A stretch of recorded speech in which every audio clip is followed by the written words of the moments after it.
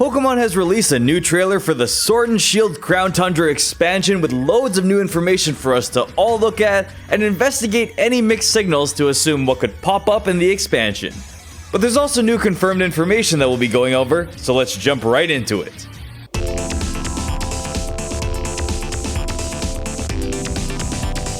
The Crown Tundra is set to release on October 22nd and bring loads of new areas to explore as well as a new Pokémon to catch. And I know you're all excited to hear about the new Pokémon we can obtain in this DLC, so let's start with that. There's 2 new Pokémon we can obtain. We have already talked about the legendary Galarian birds, Regis, and Triforce Rapid in the previous video, but there are 2 new Pokémon finally revealed that we can add to the stack of Crown Tundra residents. The first is the new reveal of Galarian Slowking. We've seen Galarian Slowking hidden from us in the cropped out concept art from the beginning of the Sword and Shield expansion reveal, but now we get to see it in its full art, and here it is. So that's a look, it's got bravado going on here. To be honest, I looked away from the trailer for a second and thought that was Galarian Poipole hovering there, but it was just Galarian Slowbro's head. Its ability and moves as well as the type has been revealed, and lo and behold, it's another Poison Psychic type. Which makes sense as Slowbro and Slowking in their original forms were the same type as well, but a lot of people were guessing Ghost and Dark, but instead we got another new Poison Psychic type hitting the games. It's the Hexpert Pokemon, which sounds pretty ghostly actually, but also has the ability Curious Medicine to give it a Mad Doctor kind of feeling. The ability Curious Medicine makes it so that when a Pokemon with this ability enters the battlefield, all ally stat changes are reset. Which sounds like a pretty good swap to throw in against your opponent's set of Pokemon to drop those stat boosts down, or for double battles to help your own reduced Pokemon be brought back to speed. Its signature move is Eerie Spell, which is a Psychic type special move where if it hits, the opponent loses 3 PP from the move it last used, as well as taking damage. That could be a good move in certain scenarios against Pokemon with moves that have low power points, but for the most part how good it is might just be depending on the damage with how many PP ups and PP maxes there are. All around it's an interesting Pokemon, it does have a witch sort of look going on here with its cloak, and maybe the whole poison goo coming out of its ear could be used less. There's really only so much goo for poison Pokemon with Muck taking up about 80% of it, but overall Galarian Slowking has a decent look, and I'm hoping to see it more in the story like regular Slowking in Pokemon 2000.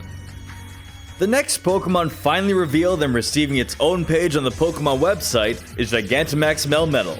After knowing about this since the beginning of Pokemon Sword and Shield, even before it was released, we can finally see it in the games thanks to the Crown Tundra.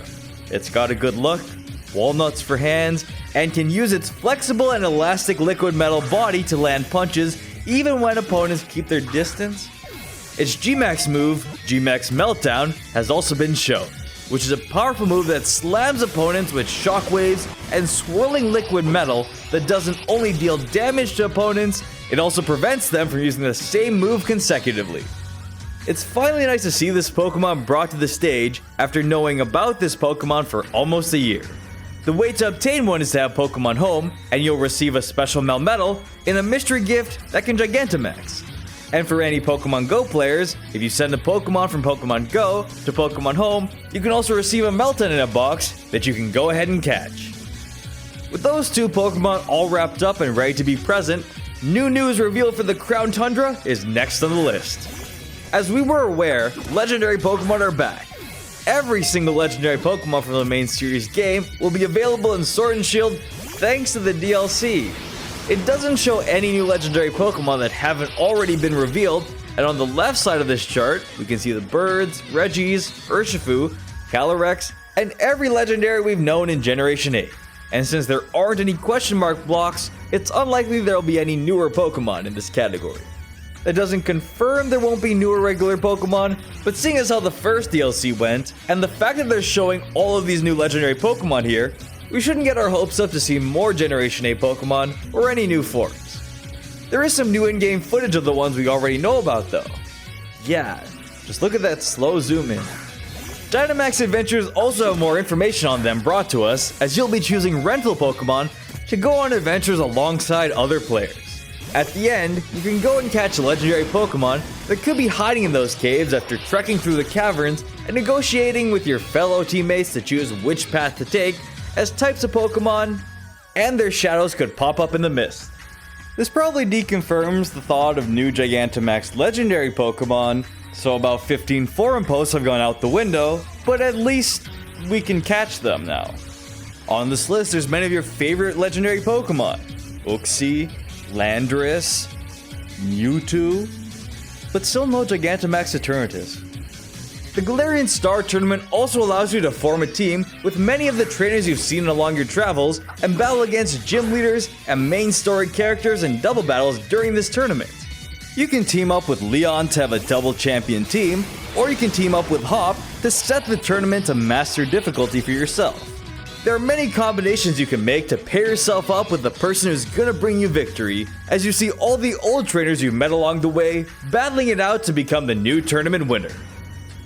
Overall, the new expansion looks to have a lot of good things going for it.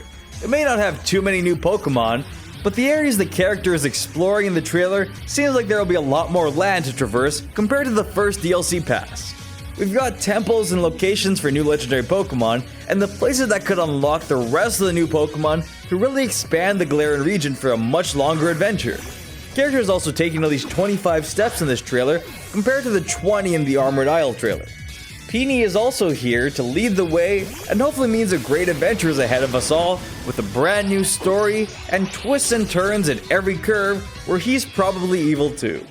The look of the areas and the places you can explore in this snowy sleek area really sets up what could be a much better expansion experience, and with the addition of that many new legendary Pokemon, totaling 6 new ones in this expansion that won't just be gifted to you and will likely have to be chased down, means a really storied quest could be brought in for each one.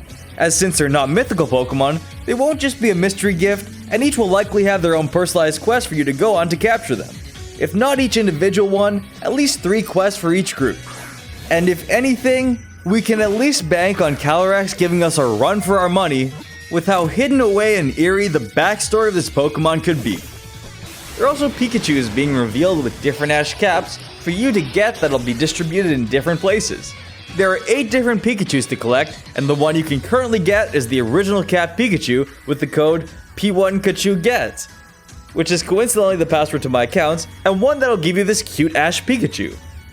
That's everything there is to know from the new Pokemon Sword and Shield Expansion Pass update, and you'll be able to get yourself into the Crown Tundra on Thursday, October 22nd.